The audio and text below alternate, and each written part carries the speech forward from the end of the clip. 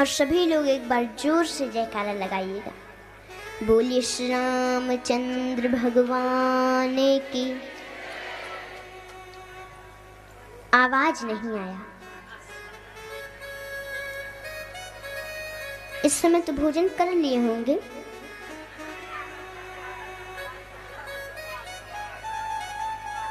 कौन कौन भोजन किया है हाथ उठाइए। भोजन तो सभी लोग किए हैं, तो आप लोग बोल क्यों नहीं रहे हैं? एक बार सभी लोग हाथ उठा करके और जोर से जयकारा लगाइए। बोलिए श्री रामचंद्र भगवान की।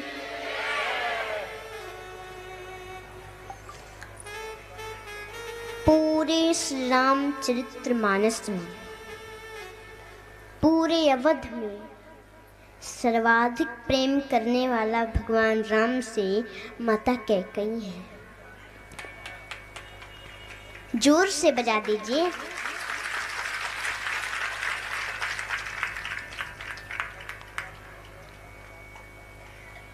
अब आप लोग पूछेंगे कैसे? वो तो बुरी हैं, भगवान राम को वन में भेज दिया था उन्होंने।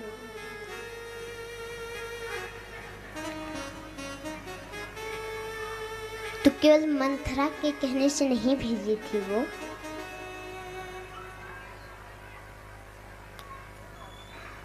एक बार भगवान राम जब छोटे थे, सभी माताएं अपने बच्चों को गोद में बिठा के दूध भात खिलाती होंगी।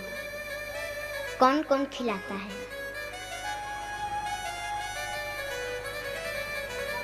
जो जो खिलाता है हाथ उठाइए।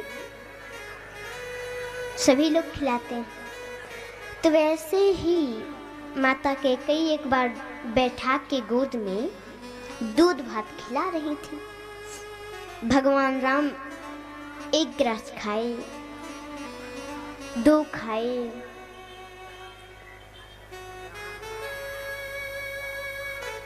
तीन खाए, चौथे में हाथ को पकड़ लिया।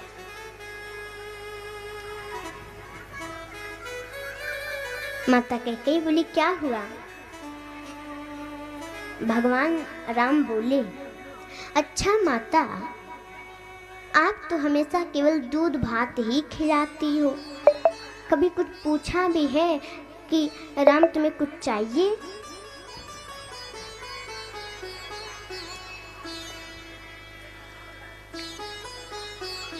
माता बोली अगर कुछ चाहिए तो बोलो। तुम्हें मांगने में देरी हो सकती है, लेकिन मुझे देने में देरी नहीं होगी।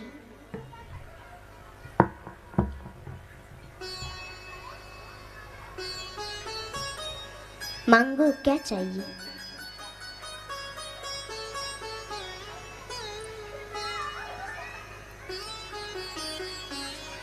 भगवान राम ने कहा ऐसे नहीं मांगेंगे, पहले हमारी कसम खाइए, हमारी सौगंध खाइए और बोलिए जो हम मांगेंगे आप देंगे। वो बोली क्या ऐसा विशेष मांग रहे हो जो कसम खिला रहे हो? लेकिन चलो मैं तुम्हारी कसम खा के कहती हूँ, जो तुम मांगोगे मैं दूंगी।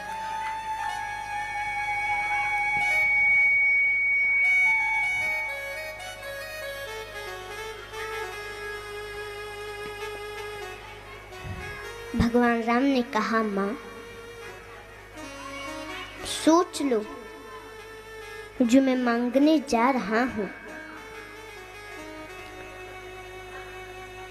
वो अगर तुमने दे दिया मुझे, संसार में कोई भी अपने बेटी का नाम कैकेयी नहीं रखेगा।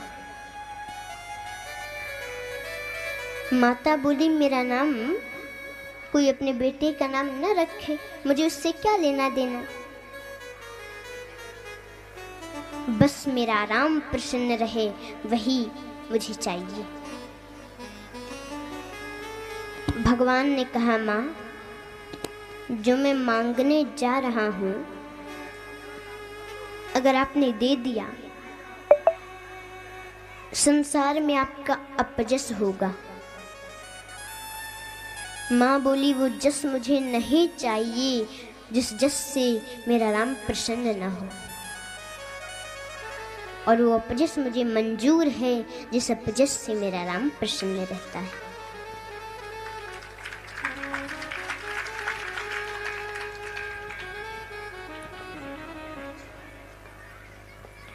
भगवान राम ने कहा, माँ जो मैं मांगने जा रहा हूं अगर आपने दे दिया ना, कदाचित आपको वैधव्य जीवन भी देखना पड़ सकता है। माँ ये जब सुनी 2 मिनट मौन हो गई, क्योंकि भारतीय नारी अगर ये सुने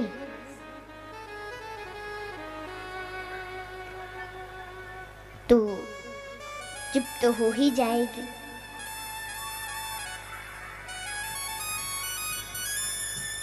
दो मिनट मौन हुई, उसके बाद फिर बोली, राम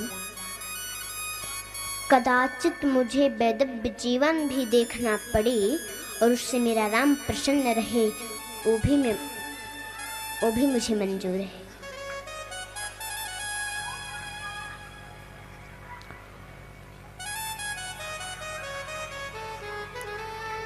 भगवान राम ने कहा, माँ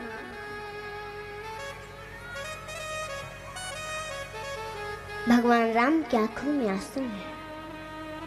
बोले, माँ एक समय आएगा, मेरा विवाह होगा, मैं आऊंगा और आपको मेरे लिए 14 वर्षों का वनवास पिताजी से मांगना होगा।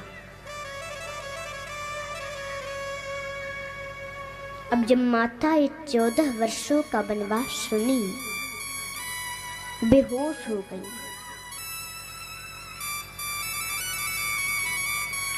जो पानी रखी थी दूध भात खिला कर पिलाने को राम जी को, वो राम जी लिए छींटा मारे, मुंह पे होश हुआ।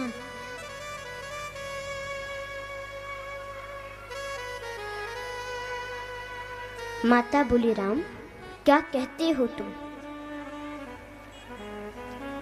संसार में कोई अपनी बेटी का नाम कैकेयी न रखे, मुझे मंजूर है। मेरा अपजस हो संसार में, ये भी मुझे मंजूर है। कदाचित मुझे वैधव्य जीवन भी देखना पड़े, ये भी मुझे मंजूर है। लेकिन मेरा राम मुझसे 14 वर्ष दूर रहे, ये मुझे कदापि मंजूर नहीं है। राम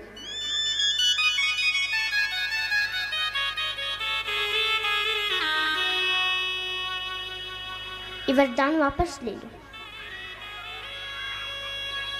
मैं नहीं दूंगी ये 14 वर्षों का वनवास। क्या कह रहे हो राम?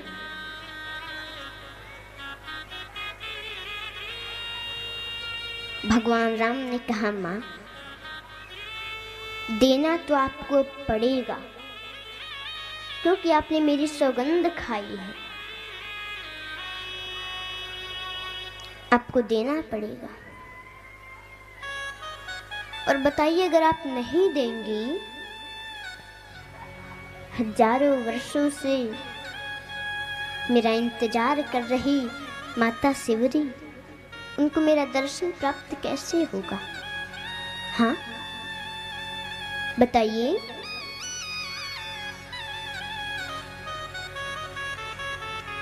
सरभंग ऋषि के मांस सिकल चुके शरीर के, अब उनकी हड्डियां हैं वो भी अब सूख रही हैं। वो मेरा दर्शन करना चाहते हैं, उनको मेरा दर्शन प्राप्त कैसे होगा? सुतिक्षण मेरी तपस्या कर रहे हैं, उनको मैं कैसे मिलूंगा?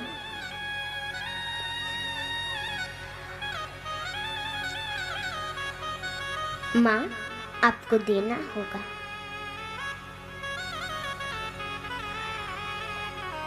तब से महाराज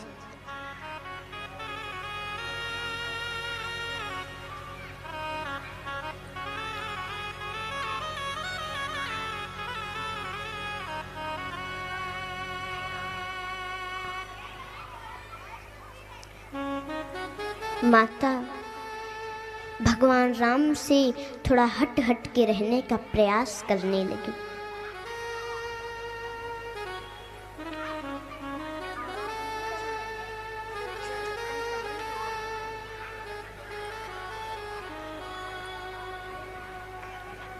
माता कैकेयी भगवान राम से थोड़ा हट हट के रहने का प्रयास करने लगी कि वो दिन आए और मेरे दिल के टुकड़े टुकड़े न हो जाएं और मैं राम को दिया हुआ वचन पूरा न कर सकूं।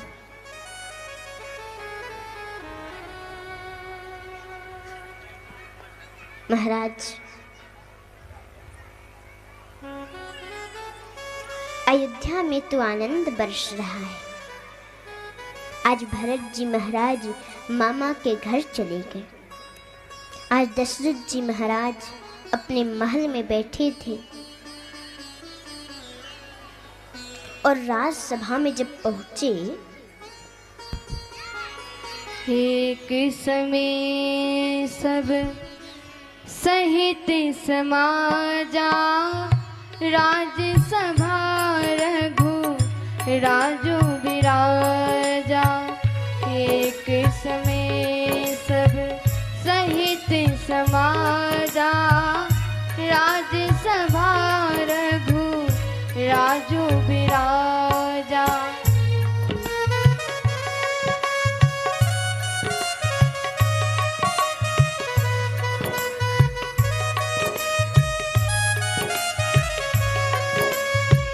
सकल सुकृत मूरति नर नाहु, राम सुजसु सुनि अति ही सुठाओ। सकल सुकृत मूरति नर नाहु, राम सुजसु सुनि अति ही उठाओ।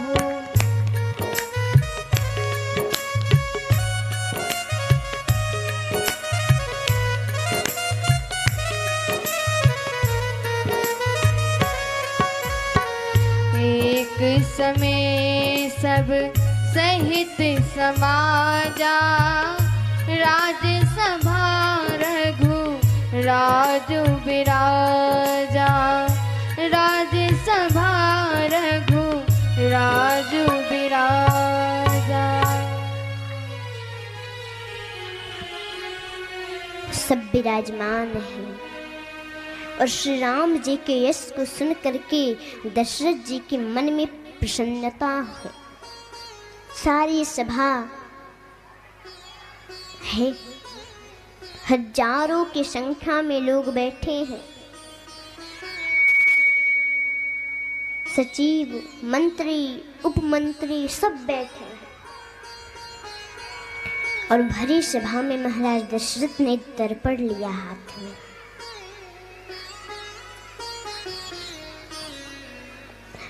वो कुछ बोलना चाहे तब तक मुकुट टेढ़ा लग रहा है।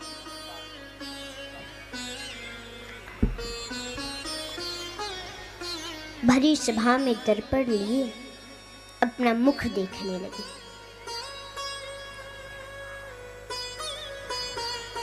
मुकुट सीधा किया,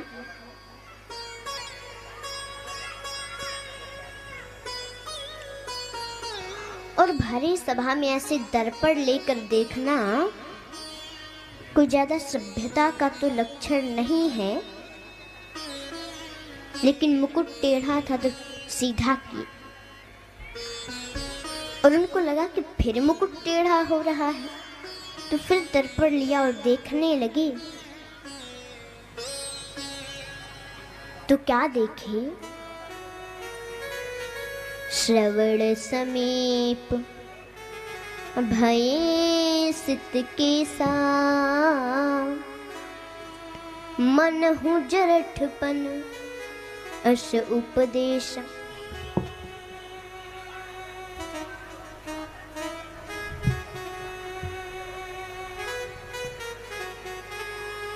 कान के पास देखा तो बाल सफेद दिखाई दिया। ये बुढ़ापे की सबसे पहली निशानी यहाँ से शुरू होती है। सबसे पहले बाल यहाँ सफेद होते हैं। और यहाँ सफेद होने का मतलब क्या है कि वो कानों में कुछ कह रहे हैं। बड़ा सवारा था ना, अब सफेदी आ गई, अब भजन शुरू कर दो। लेकिन हम तो सुनते ही नहीं हैं।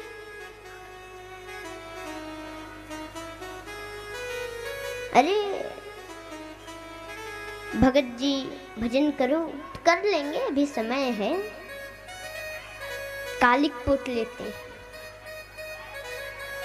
बाल को काला कर लेते हैं डाई लगाकर।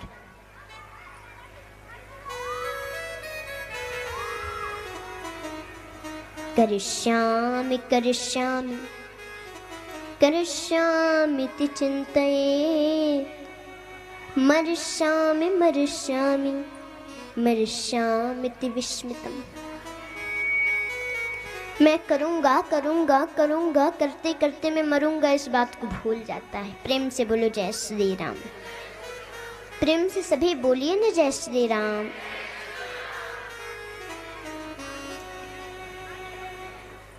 दुई बातन को याद रख, जो चह निज कल्याण। नारायण एक मौत को, दूजे श्री भगवान। जोर से बजा दीजिए। दो बातों को जरूर याद रखो, एक मौत और दूसरा भगवान को। मौत कहती है कि अब सफेदी आ गई, कथा सुनो, माला जपो। लेकिन हम लोग तो कालिक लगा लेते हैं, पहले से ज्यादा काला कर लेते हैं।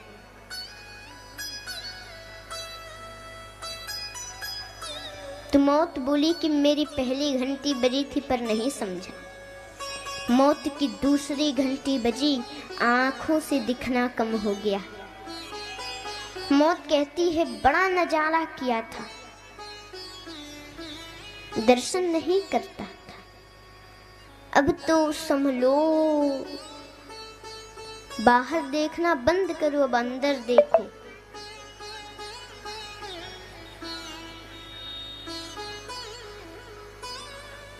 निज खोजा तिन पाया, गहरे पानी पैर। अपने अंदरूनी खोज करो। लेकिन हम लोग आंखों को भी ठीक करवा लेते हैं। मौत की तीसरी घंटी बजी, दांत भी टूटने लगे, लेकिन हम उसको भी लगवा लेते हैं। फिर चौथी घंटी बजी मौत की और शरीर झुक गई। बड़ी तन के चलते थे दुनिया में, अब तेरा टाइम खत्म हुआ, अब झुको। बड़े बनते थे ना, हम सेठ जी हैं, हम राजा जी, हम ठाकुर जी, हम कथावाचक जी, हम पंडित जी, हम मंडलेश्वर जी, हम जगत गुरु जी। और कई बार तो लोग अपने आप अपने ही पर्चे पर ही मार डिग्रियां लिख देते हैं।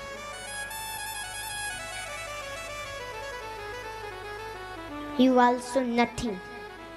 अब हम लोग बिल्कुल कुछ नहीं हैं। अरे अब तो झुकना सीखो।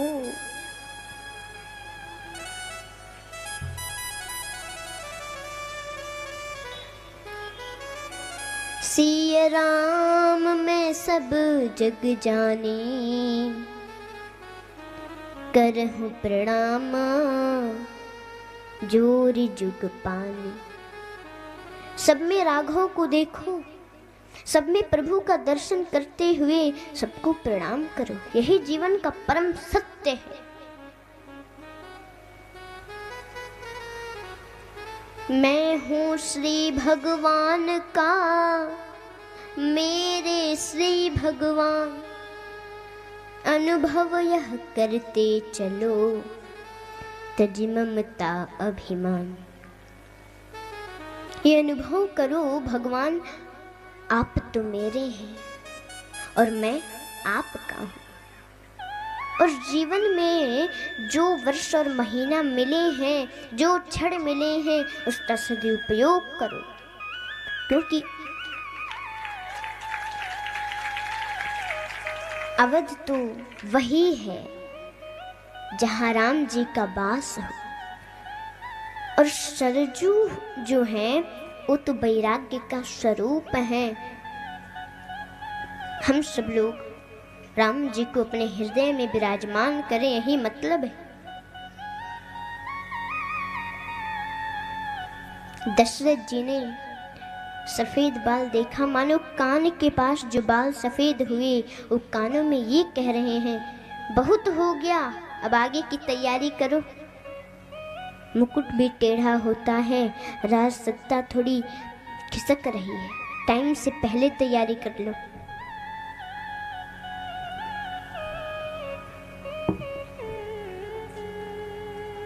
दशरथ जी ने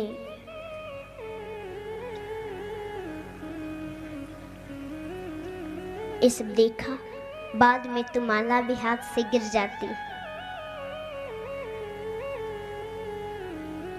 राम राम भी नहीं कहा जाता। भक्ति बचपन का विषय है, केवल बुढ़ापे का विषय नहीं है।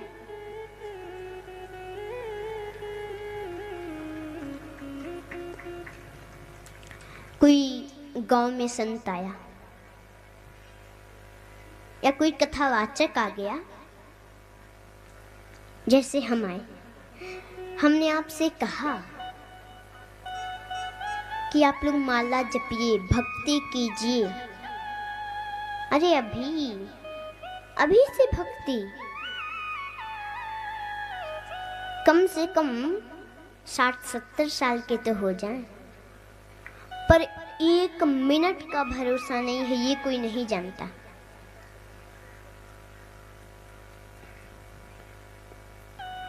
एक सेकंड का भरोसा नहीं है कि कब ये सांस रुक जाए।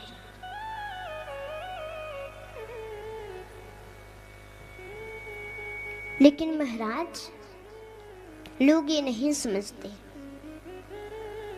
जितना समय है इस संसार में ही व्यर्थ की बातों में गवा देते।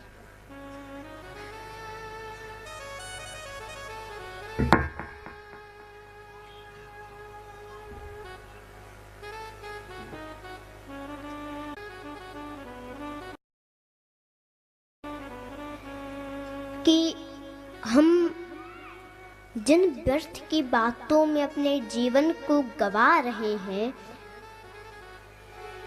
इससे कोई लाभ नहीं है।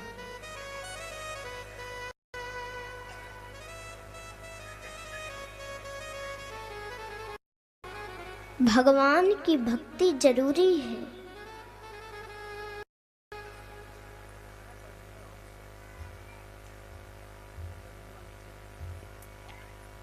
लेकिन महाराज लोग नहीं समझते। ये भक्ति बचपन का विषय है। कोई कहे अब तो बचपन बीत गया, अब क्या करें? तो बचपन बीत गया, जितने समय में हम लोग हैं, जिस समय हम लोग हैं, अभी से भक्ति चालू। नहीं जानते थे कि बचपन से करना है, भूल गए, कोई बात नहीं। बचपन बीत गया, में बैठकर माला जपना होता है, दिन भर बैठकर राम राम राम राम राम राम रटते रहें, ये होता है भक्ति। कौन कहता है धर्म है, ये भी करना चाहिए, लेकिन केवल भक्ति नहीं है। भक्ति वो होता जो मन से, माला हाथ में लिए हैं, फेर रहे हैं और मन में हम लोग सोच रहे हैं पड़ोसी इतना आगे बढ़ रहा है, हे भगवान ऐसा कुछ करो उसका सब पानी में डूब जाए।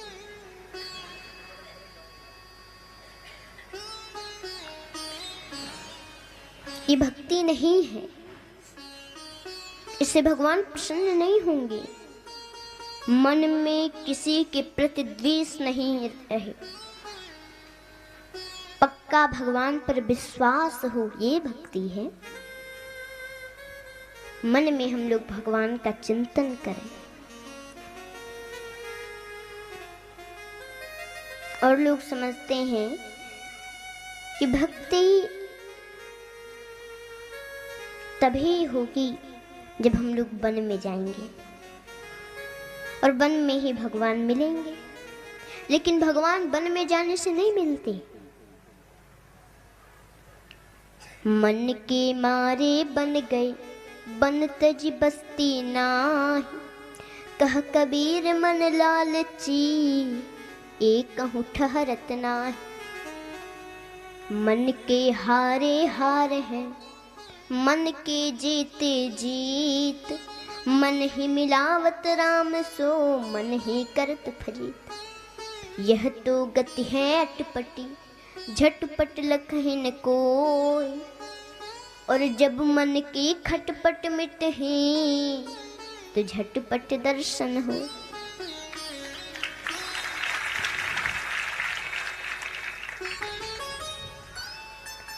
अगर वन में जाने से भक्ति होती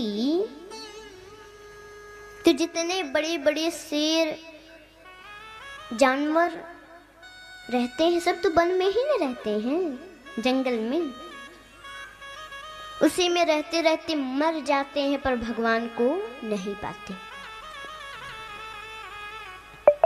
हमें लगता है चोर भी जो रहते हैं वो तो जंगल में ही नहीं रहते हैं, वन में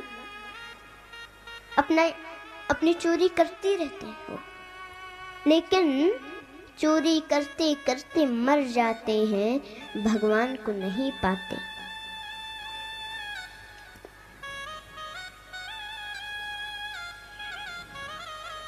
घर को ही वन बना करके शरीर से अपने परिवार का और मन से भगवान का होकर के रहें, मन से भगवान का चिंतन करें, भगवान हमको मिल जाएंगे।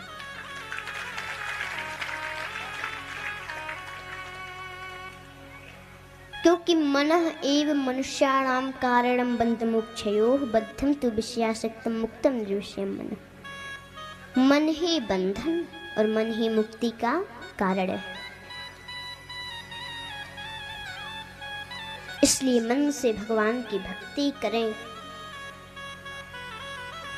राजा दशरथ जी ने सोचा कि मैं राम को राजगद्दी सौंप दूं, राम को युवराज पद प्रदान कर दूं और अपना आगे का समय अध्यात्म चिंतन में व्यतीत करूं, भगवान का चिंतन करूं। और गुरुदेव जी के पास चले गए। गुरुदेव जी ने कहा, क्या बात है? बोले कि एक अभिलाषा है मन की, मेरी एक इच्छा हो रही है कि राम को गद्दी पर बैठा दे। लोगों की भी यही अभिमति है, आपकी आज्ञा चाहिए गुरुदेव।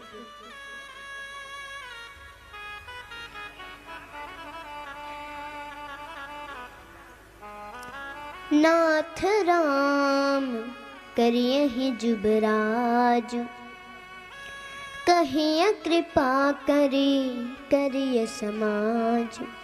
आपने तो मेरे मन की बात बोल दी है राजन, क्योंकि समाज भी चाहता है कि राम युवराज बने।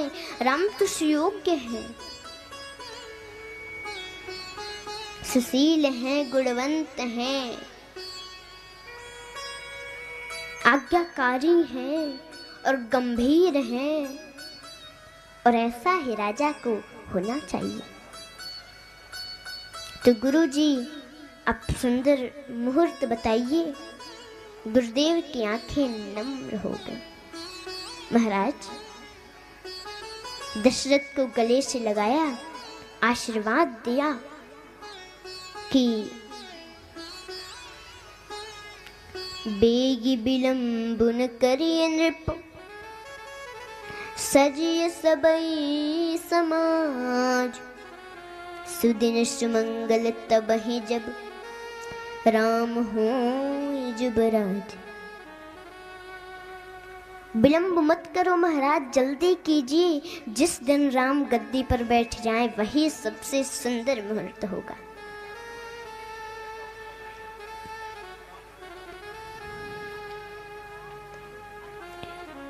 व्यक्ति को तो वैराग्य नहीं होता जल्दी, त्याग नहीं करता जल्दी। वो जिस दिन बैठ जाएं सिंहासन पर राज, सबसे सुंदर समय तो वही हो। गुरुदेव जी कल का समय रखे। गुरु जी बोले कि ठीक है। महाराज दशरथ ने अपने सचिवों को बुलाया, अपने मंत्रियों को बुलाया, प्रजा के सामने भी अपनी बातों को रखा। राम को युवराज पद देना चाहते हैं। गुरु जी भी आज्ञा कर दिए। पर आप लोग बताइए कि आप लोग अब क्या चाहते हैं? राम राजा बने? सब लोगों ने कहा, अरे महाराज आप 1000 वर्ष जिए, आप लाख वर्ष जिए महाराज, महाराज की जय हो। हम लोगों के मन की बात कह दी आपने। हम लोगों की आंखें तरस रही हैं, बस राम को राजगद्दी पर बैठे हुए देखना चाहती हैं। और आपने तो बड़ी ही सुंदर बात कह दी। तो ठीक है कहकर और गुरुदेव वशिष्ठ के चरणों में प्रणाम किए। राजा पूरी अयोध्या में शोर मच गया कि कल सुबह के टाइम में राम जी को राजगद्दी पर बैठाया जाएगा। पूरी अवध में बात फैल गई हवा की तरह। और गुरुदेव से बोले कि गुरुदेव, किन किन नियमों का पालन राजा को करना पड़ता है, किन किन पद्धति से राजा को गुजरना पड़ता है। आप सद्गुरु हैं हमारे कुल के, आप ही जाकर के राम को समझाएं। गुरुदेव समझाने के लिए जा रहे हैं। भगवान राम जानकी जी के साथ में विराजमान है अपने महल में। राम राज अभिषेक सुन हिय हर से नर नारी, लगे सुमंगल सजन सब विधि अनुकूल विचार। सब नर नारियां आनंद में हैं, लेकिन वशिष्ठ जी तो राम जी के महल के तरफ जा रहे हैं। और विधि को अनुकूल जान करके सब लोग अपने अपने घरों को सजा रहे हैं। गुरु जी राम जी के महल के द्वार पर पहुंचे। दासी ने कहा कि महाराज मैं अभी सूचित करती हूँ। दासी ने जाकर श्री राम जी को और जानकी जी से कहा, पूज्य सतगुरुदेव पधार रहे हैं, गुरु जी महल में आ रहे हैं। तो राम जानकी दोनों दौड़ पड़े और गुरुदेव के चरणों में जाकर प्रणाम किए। देरी नहीं होनी आने में। तब नर नाहा वशिष्ठ बुलाए, राम धाम सिख देन बधाए। हरि बोल। तब नर नाहा सभी लोग ताली बजाइए। वशिष्ठ बुलाए, राम धाम सिख देन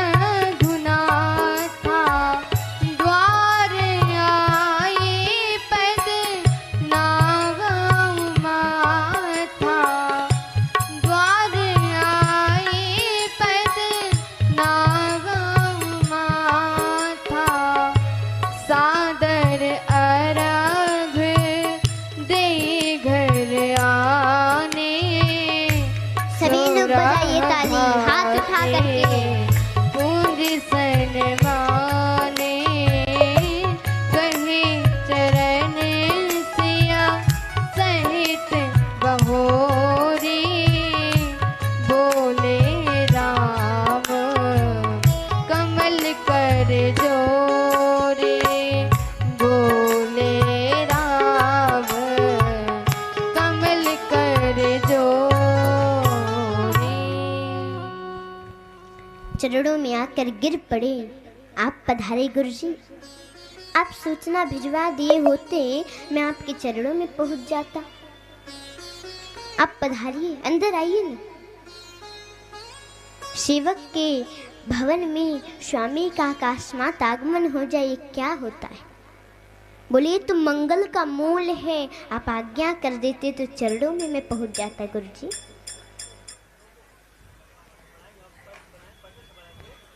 फिर भी आप आए हैं, सतभाग्य है मेरा।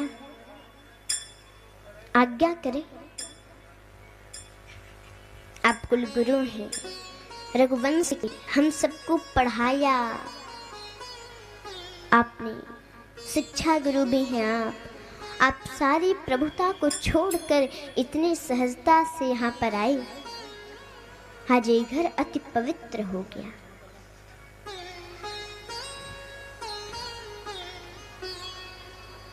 आज्ञा करे गुरुदेव। गुरुदेव बोले, हे राम, कल आपको राजगद्दी मिलनी है। आपको मालूम है? जी गुरुजी, मैं भी सुना। कल महाराज तुम्हें युवराज पद प्रदान करेंगे। आपका राज तिलक होगा। पूरी अयोध्या सज रही है। पूरे अवध प्रदेश में आनंद की लहर छा गई है।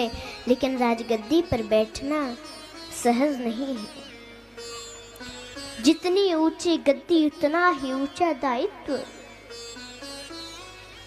इसलिए आपको कल तक व्रत करना होगा, सारे संयमों का पालन करना होगा।